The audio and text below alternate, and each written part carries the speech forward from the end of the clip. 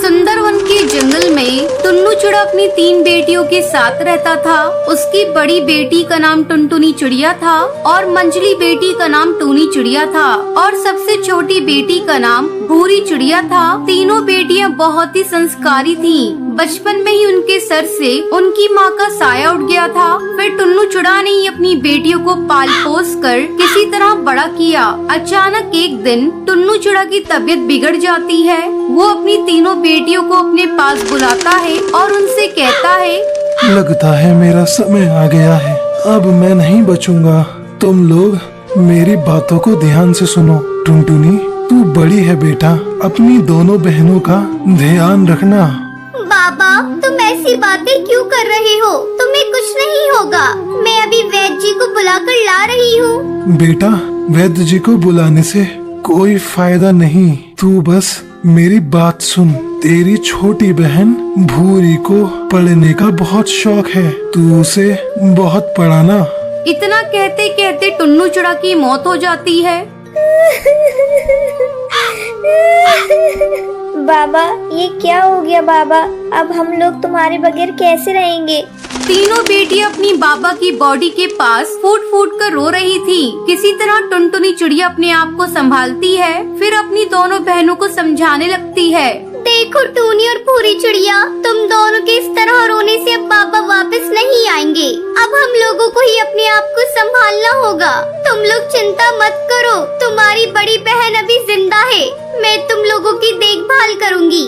इस तरह कुछ दिन गुजर जाते हैं। एक दिन टुनटुनी चिड़िया काम की तलाश में जाने लगती है। तब टूनी चिड़िया उससे कहती है, दीदी, मैं भी तुम्हारे साथ चलती हूँ। हम दोनों मिलकर कुछ काम करेंगे तो ज्यादा पैसे आएंगे। टुनटुनी चिड़िया के लाख मना करने पर भी टूनी चिड़िया नहीं मानती। फिर दोनों बहनें काम की तलाश में जाने लगती है। दीदी, मैं भी चलूंगी आपके साथ। आपके बिना मैं घर में कैसे अकेली रहूंगी? फिर तीनों बहनें साथ साथ काम की तलाश में जाती हैं। काफी देर तक भटकने के बाद टुनटुनी चिड़िया को अचानक से बंटी कबूतर बहुत सारा सामान लेकर आता हुआ दिखाई देता है। टुनटुनी चिड़िया उसके पास जाती है और उससे कहती है, अरे बंटी भैया, हमारे रहते आप इतना भारी सामान लेकर क्यों जा रहे हैं? लाइए, मैं इसे आपके घर तक पहुंचा देती हूँ। जो मर्जी आए, आप मुझे मजदूरी दे दीजिएगा। बाबा के मरने के बाद हमें काम की बहुत जरूरत है। ठीक है, उठा ले सामान और मेरे घर तक पहुंचा दे। मैं तुझे 10 रुपए दूंगा।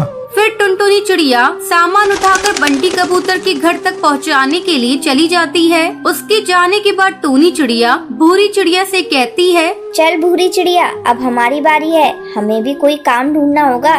वो दोनों काम की तलाश में थोड़ा आगे जाती हैं। वहाँ एक कालू कौवा पकोड़े तल रहा था। दोनों बहनें उसकी दुकान पर पहुँचती हैं। भैया, क्या आपकी दुकान पर हम दोनों को काम मिलेगा? हमें बहुत जरूरत है काम की।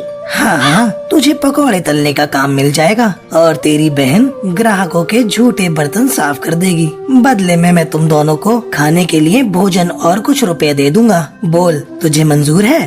हाँ भैया, हमें मंजूर है। हम दोनों बहनें आपकी दुकान पर काम करेंगे। इस तरह टूनी चिड़िया पकोड़े तलने लगती है और भूरी चिड़िया सभी ग्राहकों के झूठे बर्तन धोने लगती है। तभी टुनटुनी चिड़िया अपनी दोनों बहनों को तलाशते हुए वहाँ पहुँच जाती है। जब वो अपनी दोनों बहनों को काम करते हुए देखती है तो उसकी आंखों में आंसू आ जाते हैं और वो उनसे कहती है, टूनी चिड़िया और भूरी चिड़िया, तुम दोनों कितनी छोटी हो और मेरा साथ कितने अच्छे से दे रही हो। अब जैसे ही हमारे पास पैसे इकट्ठे हो जाएंगे तो मैं तुम दोनों का दाखिला एक अच्छे स्कूल में करवा दूंगी। इस तरह तीनों बहनें काम करके अपना पेट पालने लगती हैं। जब उनके पास कुछ पैसे जमा हो जाते हैं तो टुनटुनी चिड़िया अपनी छोटी बहनों का नाम एक स्कूल में लिखवा देती है, क्योंकि उसे अपने बाबा का सपना पूरा करना था। अपनी छोटी बहन को स्कूल जाते देखकर टुनटुनी चिड़िया बहुत खुश होती है। इस तरह तीनों बहनें खुशी खुशी अपनी जिंदगी बिताने लगती हैं।